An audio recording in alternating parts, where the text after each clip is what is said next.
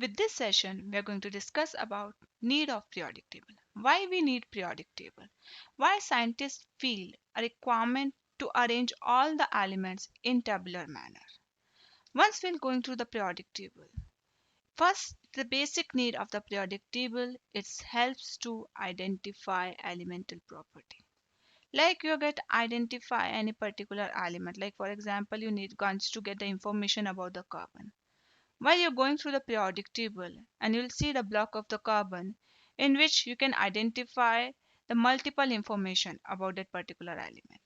Like the carbon is represented by C, so you'll get the symbol of that particular element and the atomic number, atomic mass, valence electrons present in that particular element, isotopes and their relative abundance. That much information you can get with us while you are seeing a single block of that particular element. And with that, you also derive the relationships between the various elemental properties.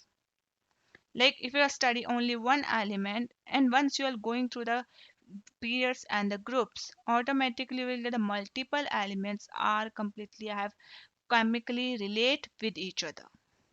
So that information also will get with the help of the periodic table. This periodic table helps the scientists to predict chemical properties and the behaviors of undiscovered and the newly synthesized elements. This was a very great achievement, which is completely done by the help of periodic table. The groups and the periods indicates elements that share similar characteristics. While we are going through the group, all the elements which are arranged in a group form in the ascending order of atomic number, they have a chemical identical relationships between each other. And also this periodic table is help us to while we are going to balance chemical equation, it provide the valency information and this valency information helps to how we can make a balanced chemical equation. So this periodic table is helps us a lot while we are moving according to the chemical reactions, while we get the any information about the particular element, one wants to get a relationship between the some elements on the basis of their property, their physical characteristics, their chemical characteristics and many more.